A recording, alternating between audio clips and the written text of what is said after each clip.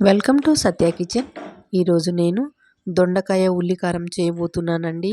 ఈ దొండకాయ ఉల్లికారాన్ని వేడి వేడి అన్నంలో వేసుకొని తింటే అబ్బా ఎంత టేస్ట్గా ఉంటుందో అండి. ఈ కర్రీని ఎలా చేయాలో ఇప్పుడు మనం చూద్దామండి. ఒక ప్యాన్ తీసుకొని అందులో 2 టేబుల్ స్పూన్ల ఆయిల్ వేసుకొని జీలకర్ర ధనియాలు వేసుకోవాలి. అలాగే ఎండుమిరపకాయలు కూడా వేసుకోవాలి రుచికి తగ్గట్టు. వీటిని బాగా వేయించుకోవాలి. ఇవి వేగిన తర్వాత ఉల్లి ముక్కలు వేసుకుందాం. ఇలా నేను 2 పెద్ద సైజు ఆనియన్స్ తీసుకున్నానండి. అలాగే చింతపండు వేసుకుంటున్నాను. మీ పులుపు తగ్గట్టు మీరు చింతపండు వేసుకోండి. అలాగే ఆనియన్స్ తొందరగా మగ్గడానికి ఉప్పు కూడా వేసుకుంటున్నాను. కలుపుతూ బాగా వేయించుకోవాలండి. ఆనియన్స్ సాఫ్ట్ అయితే సరిపోతుంది.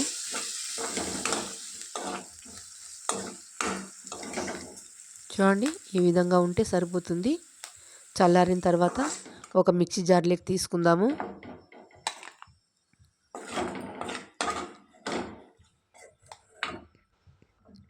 దీన్ని మెత్తని పేస్ట్గా చేసుకోవాలండి.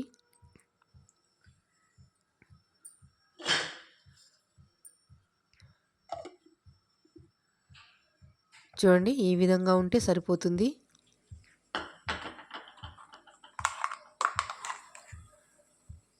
ఇప్పుడు నేను 1/2 కేజీ దొండకాయలు తీసుకున్నాను. వీటిని చిప్స్ లాగా కట్ చేసుకున్నానండి. చిప్స్ లాగానే కట్ చేసుకోవచ్చు, లేదంటే నిలువుగా కూడా కట్ చేసుకోవచ్చు అండి. అది ఆప్షనల్. ఇప్పుడు అదే మనం ఏ ప్యాన్లో అయితే ఉల్లిపాయలు వేయించుకున్నామో అదే ప్యాన్లో మళ్ళీ 2 టేబుల్ స్పూన్ల ఆయిల్ వేసుకొని దొండకాయ ముక్కలు వేసుకుంటున్నాను. దొండకాయని కలుపుతూ వేయించుకోవాలండి.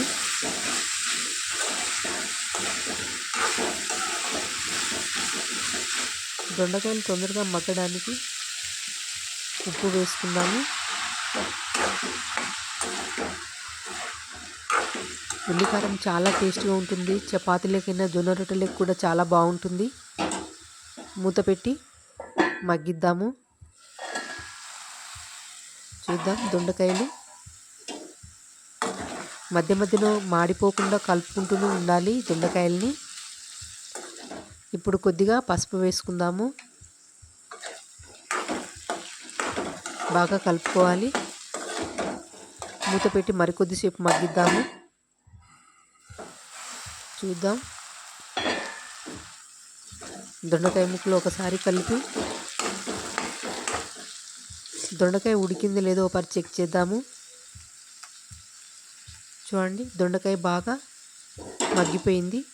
ఇప్పుడు మనము మిక్సీలో వేసుకున్నటువంటి ఆనియన్ పేస్ట్ని వేసుకుందాము.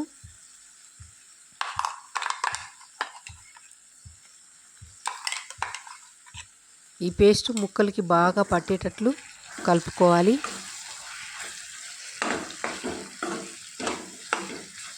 మధ్య మధ్యలో ఇలా కలుపుతూ ఉండాలి. ఆనియన్ పేస్టు ముక్కలకి బాగా పట్టిన తర్వాత ఆయిల్ పైకి రావాలి. ఆయిల్ పైకి వచ్చేంత వరకు మనము మగ్గించుకోవాలి.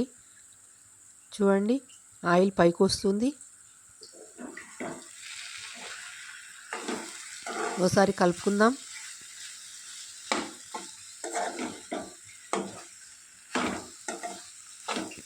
దొండకాయ ఉల్లికారం రెడీ అయిపోయిందండి. చాలా సింపుల్ రెసిపీ, చాలా టేస్ట్గా కూడా ఉంటుంది.